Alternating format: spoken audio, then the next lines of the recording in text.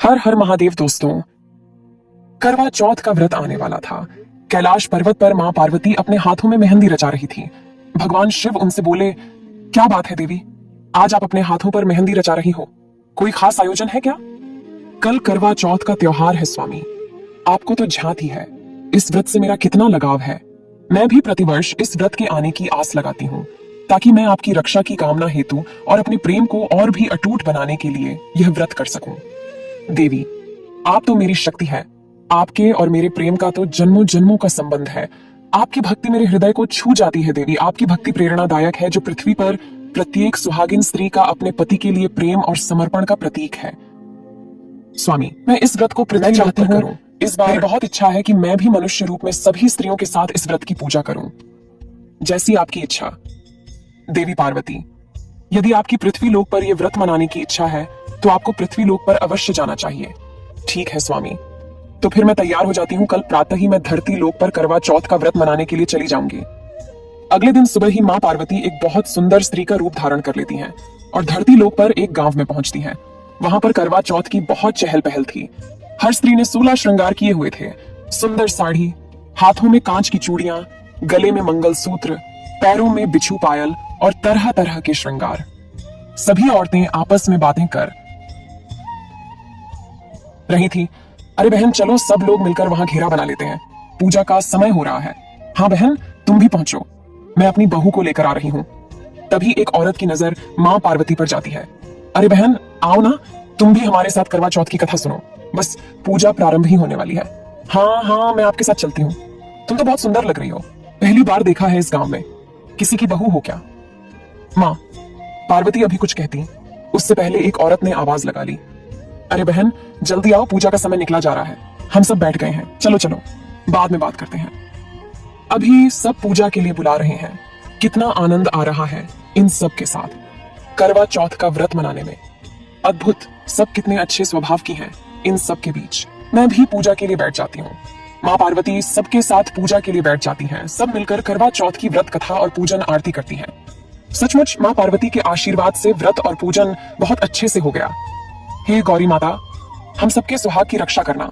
जय करवा माता की, जय गौरी मैया की। सब औरतें पूजा आरती करके घर जाने लगी, पर माँ पार्वती जैसे ही कैलाश के लिए लौटने लगी, अचानक उसी स्त्री ने पुकारा, अरे सुनो बहन, तुम्हारा जल का कलश यही रह गया। अरे मैं भूल गई, मैं अभी उठा लेती हूँ। हमारी बात बीच में अधूरी रह गई। तुम्हें इस गांव में पहली बार देख रही हूँ। तुम्हारा घर कहाँ है? मैं इस गांव में नई नई आई हूँ, कुछ दिन पहले ही यहाँ रहना शुरू किया है। मेरे पति जरूरी काम से शहर गए हुए हैं, कुछ दिन बाद लौटेंगे। मैं उन्हीं के लिए यह व्रत कर रही हूँ। अच्छा अच्छा, तो तुम नई नई आई हो गांव में। एक काम करो, तुम हमारे घर चलो। मैंने पूरी पकवान बनाए हैं, हम सब मिलकर खाएंगे। बस कुछ ही देर में चंद्रमा भी निकलने वाला है। घर पर तो तुम अकेले उदास हो जाओगी। ठीक है, चलो मेरे घर चलो, मैं और आपके घर। हाँ हाँ बहन, तो क्या हुआ, मेरे घर क्यों नहीं? मेरे घर को अपना ही घर समझो। त्योहार पर अकेले के लिए तुम क्या ही भोजन बनाओगी? मैंने तो बहुत कुछ बनाया हुआ है, मिलकर खाएंगे, अच्छा लगेगा। तुम्हारे पति भी शहर में हैं, वैसे कब आएंगे? दिवाली से पहले आ जाएंगे। उस औरत के इतने अच्छे स्वभाव को देखकर माँ पार्वती से रहा नहीं गया। वह उसके साथ उसके घर चली गई। पर माँ पार्वती को तो भगवान शिव की पूजा करनी थी, उनसे आशीर्वाद लेना था। सब चंद्रमा निकलने का इंतजार कर रहे थे। अचानक बहुत तेज आंधी तूफान आने लगा। आकाश में काले बादल छा गए। अरे सुशीला बहन, अब चंद्रमा कैसे पूजेंगे? आकाश में तो कुछ भी नजर ही नहीं आ रहा है। अंधेरी और तूफान से चंद्रमा बादलों में छुप गया है। बिना चंद्रमा के दर्शन के हम व्रत कैसे खोलेंगे? अब तो एक ही रास्ता है कि माँ पार्वती से प्रार्थना करें कि वह हमें चंद्रमा के दर्शन करवा दे। चलो हम सब मिलकर माँ पार्वती से प्रार्थना करते हैं। सब स्त्रियां माँ पार्वती से प्रार्थना करती हैं कि आसमान साफ हो जाए और उन्हें चंद्रमा के दर्शन हो जाए। सुहागन स्त्रियां भला क्या जाने कि माँ पार्वती स्वयं उनके बीच खड़ी है। सुहागन स्त्रियों की प्रार्थना माँ पार्वती स्वीकार कर लेती है। उस औरत को साधारण स्त्री के रूप में माँ पार्वती साक्षात दिखाई दे रही थी। अचानक ही माँ पार्वती अंतर्ध्यान हो जाती है। आंधी तूफान रुक जाता है, मानो कुछ हुआ ही ना हो। आसमान साफ हो जाता है और सब स्त्रियों को चंद्रमा के दर्शन होते हैं। तभी वह औरत बोली, माँ पार्वती, यह सब आपका चमत्कार है। मैं जिस स्त्री से बात कर रही थी वो तो साक्षात माँ पार्वती थी। इसका मतलब मेरे घर में माँ पार्वती के चरण पड़े थे। हे मैया, आपने तो मेरे भाग्य ही खोल दिए। आपकी जय हो माँ, आप हमारे साथ करवा चौथ मनाने के लिए धरती पर आई। हाँ बहन, मुझ बहन 16 श्रृंगार किए हुए थी। वो वास्तव में मां पार्वती थी। आज उनके चमत्कार से यह आंधी तूफान रुक गया और हमें चंद्रमा के दर्शन हुए। चलो हम सब मिलकर मां पार्वती को धन्यवाद कहते हैं। यह तो हम सबका सौभाग्य है कि मां पार्वती ने हम सबके साथ मिलकर करवा चौथ का व्रत और पूजन किया। उधर मां पार्वती भी कैलाश पर्वत पर भगवान शिव की पूजा करती हैं और उनके हाथों से जल और भोजन ग्रहण करके अपने करवा चौथ के व्रत को पूर्ण करती हैं। भारत देश त्योहारों का देश है। यहाँ भिन्न भिन्न प्रकार के उत्सव मनाए जाते हैं जिनकी अपनी ही प्रथा और अपनी ही संस्कृति है। त्योहार मनुष्य के जीवन की उदासी में खुशियों के रंग भर देते हैं और नारी तो जहां भी अपने चरण रख दे वहां हरियाली ही हरियाली हो जाती है। ऐसा ही हरियाली बिखरता महिलाओं का उत्सव है। हरियाली तीज सावन का प्रमुख त्योहार है जो श्रावण मास के शुक्ल पक्ष की तृतीया तिथि को मनाया जाता है। इस दिन सुहागिन महिलाएं पति की लंबी उम्र के लिए निर्जला व्रत रखती हैं, तो वहीं कुंवारी लड़कियां मनोवांछित वर्ग की प्राप्ति के लिए वर रखती हैं। मान्यता है कि हरियाली तीज के दिन भगवान शिव ने देवी पार्वती को पत्नी के रूप में स्वीकार करने का वरदान दिया था। इसी दिन को हरियाली तीज के रूप में मनाया जाता है। इस दिन स्त्रियां माता पार्वती और भगवान शिव जी की पूजा करती हैं। हरियाली तीज और व्रत से जुड़ी एक पौराणिक कथा के अनुसार माता पार्वती ने पर्वतराज हिमालय के घर जन्म लिया। माता पार्वती ने भगवान शिव को पति रूप में पाने के लिए गंगा के तट पर 12 वर्षों तक बिना किसी मौसम की परवाह किए घोर तप किया था। एक दिन देवी पार्वती की तपस्या को देखकर नारद जी महाराज हिमालय के महल में पधारे। नारायण नारायण, प्रणाम देवर्षि नारद, आपका स्वागत है। कहिए मैं आपकी क्या सेवा कर सकता हूँ गिरिराज।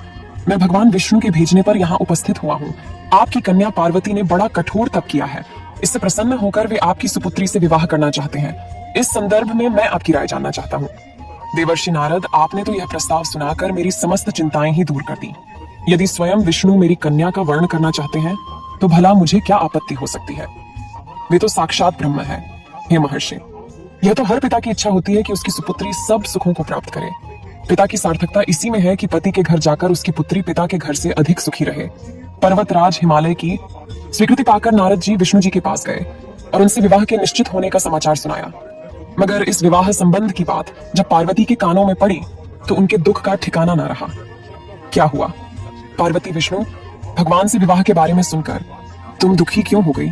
सखी, मैंने सच्चे हृदय से भगवान भोलेनाथ का वर्ण किया है, किंतु मेरे पिता ने मेरा विवाह विष्णु जी से निश्चित कर दिया। मैं विचित्र धर्म संकट में हूँ। अब क्या करूं? प्राण छोड़ देने के अतिरिक्त अब कोई भी उपाय शेष नहीं बचा है। नहीं पार्वती, ऐसी अशुभ बातें मुख से नहीं निकालते। संकट के समय हमें धैर्य से काम लेना चाहिए। नारी के जीवन की सार्थकता इसी में है कि पति रूप में हृदय से जिसे एक बार स्वीकार कर लिया, जीवन पर्यंत उसी से निर्वाह करें। सच्ची आस्था और एक निष्ठा के समक्ष तो ईश्वर को भी समर्पण करना पड़ता है। मैं तुम्हें घनघोर जंगल में ले चलती हूँ जो साधना स्थली भी हो, और जहाँ तुम्हारे पिता तुम्हें खोज भी ना पाए वहां तुम साधना में लीन हो जाना। मुझे विश्वास है कि ईश्वर अवश्य ही तुम्हारी सहायता करेंगे। अपनी सखी की बात सुनकर देवी पार्वती ने ऐसा ही किया। अपनी पुत्री को घर पर ना पाकर पर्वतराज हिमालय बहुत चिंतित हो गए। मेरी पुत्री न जाने कहां चली गई है। मैं विष्णु जी से उसका विवाह करने का प्रण कर चुका हूँ। यदि भगवान विष्णु बारात लेकर आ गए और कन्या घर पर ना हुई तो बड़ा अपमान होगा। मैं तो कहीं मुंह दिखाने के योग्य भी नहीं रहूंगा। मुझे पार्वती को खोजना ही होगा। पर्वतराज हिमालय ने पार्वती की खोज करनी शुरू कर दी। इधर पार्वती अपनी सखी के साथ नदी के तट पर एक गुफा में भगवान शिव की आराधना में लीन थी। भाद्रपद शुक्ल तृतीया को हस्त नक्षत्र था। उस दिन माता पार्वती ने रेत के शिवलिंग का निर्माण करके व्रत किया। रात भर वह भगवान शिव की स्तुति करती रही। ओम नमः शिवाय, ओम नमः शिवाय, ओम नमः शिवाय। देवी पार्वती की घोर तपस्या के प्रभाव से भगवान शिव का आसन डोलने लगा। उनकी समाधि टूट गई और वह देवी पार्वती के समक्ष प्रकट हुए। देवी पार्वती, मैं तुम्हारी तपस्या से प्रसन्न हूँ। तुम जो चाहो वर मांगो। प्रभु, मैं हृदय से आपको पति के रूप में वर्ण कर चुकी हूँ। यदि आप सचमुच मेरी तपस्या से प्रसन्न होकर यहाँ पधारे हैं तो मुझे अपनी अर्धांगिनी के रूप में स्वीकार कर लीजिए। देवी पार्वती, क्या तुम मेरे साथ खुश रह पाओगी? मैंने बचपन से ही आपको अपना पति मान लिया। मैं जानती हूँ आपको पति रूप में पाकर आपकी अर्धांगिनी बनकर मुझे सर्व सुखों की ओर सौभाग्य की प्राप्ति होगी। कृपया करके मुझे अपनी पत्नी के रूप में स्वीकार कर लीजिए प्रभु। देवी पार्वती के प्रेम, विश्वास और तपस्या की जीत होती है और भगवान शिव उन्हें मनोवांछित वर देकर अंतर ध्यान हो जाते हैं। उसी समय अपने दरबारियों सहित गिरिराज हिमालय देवी पार्वती को खोजते खोजते वहां आ पहुंचते हैं। पुत्री, तुम्हारी ऐसी कठोर तपस्या का क्या कारण है? तुम्हारी ऐसी दशा को देखकर मुझे अत्यधिक दुख और पीड़ा हो रही है। चलो पुत्री, महल वापस चलो। मुझसे तुम्हारी यह दशा देखी नहीं जा रही है? पिताश्री, मैंने अपने जीवन का अधिकांश समय कठोर तपस्या में बिताया है। मेरी इस तपस्या का उद्देश्य केवल यही था कि मैं महादेव को पति के रूप में पाना चाहती थी। आज मैं अपनी तपस्या की कसौटी पर खरी उतर चुकी हूँ।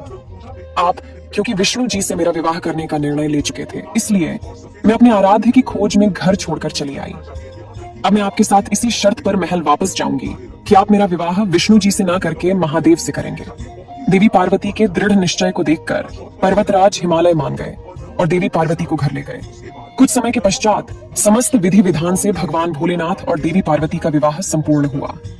भाद्रपद की शुक्ल तृतीया को देवी पार्वती ने महादेव की आराधना करके जो व्रत किया था, उसी के फल स्वरूप उनका विवाह हो सका।